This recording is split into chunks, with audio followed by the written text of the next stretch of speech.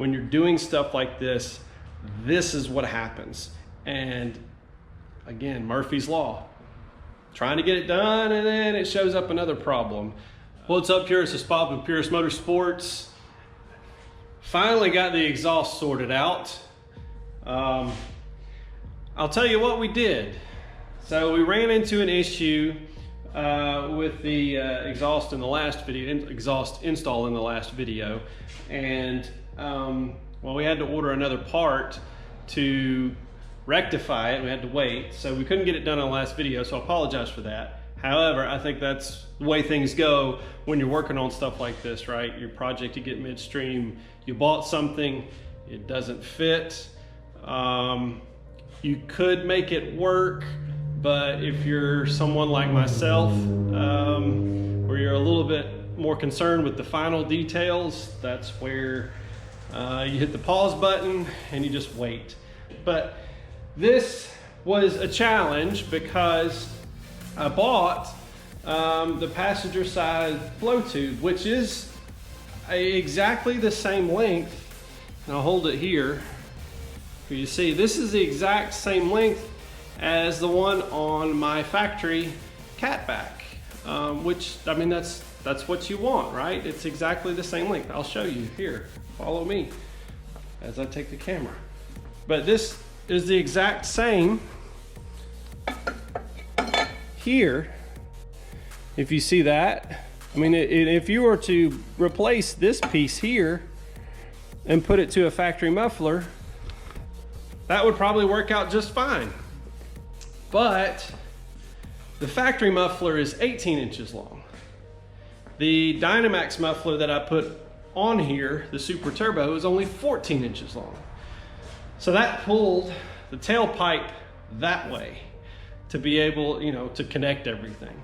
As I said in the previous video, which there's a card that will show up, feel free to watch it. You can see my struggles. You can also hear the sounds of this car. It pulled that tailpipe so far in, and if you were to weld them, butt weld them, as my buddy Michael did, laugh. If you were to butt weld all of them together, it still would not work out because the tailpipe is not long enough to reach the muffler to make up that 3+ inch difference between the muffler length. So what we did is we bought a passenger side flow tube, and of course we had to wait on it. When it got here, what I did was shove it into the muffler, the driver's side muffler. I marked where the bell of the H-pipe, I guess the ball, because it's a ball and socket, where the ball tip lined up with that muffler tube. So I'm thinking through this. I want to make sure I describe it right. So I took where the edge of the ball is and pushed up against it, marked it. And then I took the measurement from that line to where the bell starts on the flow tube, which was 1 1/8 inches, and then I moved it all the way to the other end. I cut off 1 1/8 inches on it, on that pipe. And that was exactly what was needed because it all lines up so well in this. As you can see in the video footage I'm showing you, there's, well, I did use some modern clamps way up underneath the car. And then in the back of the car, I used the old traditional clamps, mainly because in a presentation at a show, if somebody were to kneel down underneath and look behind the car, you would see the old style clamps because that's the kind of the way the car would look in its day if it were done, say, for a muffler shop welding it. And then the other, I guess you would call them, I forget what they call, but they're just a band clamp. That's what I'm looking for. It's the band clamp that goes across the muffler. Those are a better design. They're way better design. And I use those forward of the muffler because you really can't see them unless you push the car on a lift. Save for, again, my buddies at a show who will be taking pictures and texting them to me and posting saying, this is not correct. It's not a Purist. Oh, you need a Purist part. I'll be honest, I'm Purist to a degree. You know, there are certain things that you can do, I think, that hide within the car that are better today because, let's be honest, things improve with time. for the most part. Anyway, so we got it all sorted. The tailpipes line up beautifully out the back. Very pleased with the way that looks. Drives me crazy to see a tailpipe pushed in and another one further out. Even if it's just 3/4 of an inch or a half an inch, it's something because it lines with the bumper. You can tell they're not exactly the same. So that's all good and well. And well, I will just say it sounds like this now.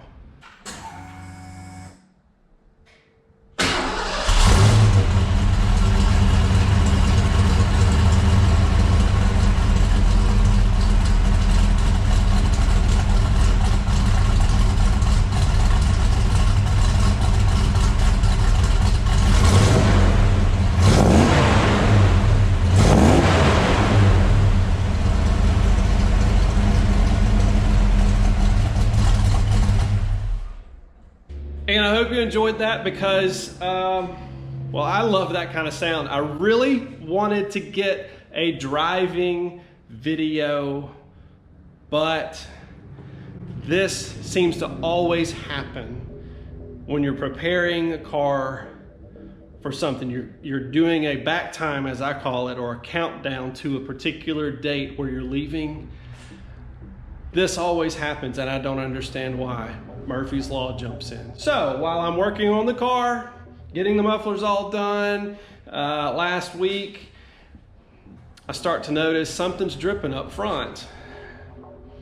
And then I realize it's power steering fluid. Apparently, when I put the car up in the air, the movement over here on the driver's side, at least with the wheel and the suspension, tie rod end specifically, the seal let go on the steering rack and it leaked out all of the power steering fluid. You can see in the video I'm showing you now, it's a big wet spot on the floor. It doesn't look like power steering fluid in the video because it's all spread out, but it was a puddle a few days ago. And now, well, I'm getting close to where I need to be able to replace that very swiftly to be able to leave town for the show, or just throw fluid in it and pray it holds. I am going to try and just put fluid in it, see if it will hold a little bit, because I'm not going to drive it a whole lot while I'm at the show, but I would still like to be able to drive it and enjoy it while I'm there stress-free. So there is that. Stay tuned. I'll let you know what happens with that. But it just always seems like when you're doing stuff like this, this is what happens. And again, Murphy's Law. Trying to get it done and then it shows up another problem. So anyways, we got the exhaust done. There. Isn't that great? Anyways, thanks for watching. If you haven't subscribed, please like, share. Check out our Facebook page. Follow us on Instagram. You can find us under Purist Motorsports. As always, whether you're driving them or restoring them, always enjoy them. Peace.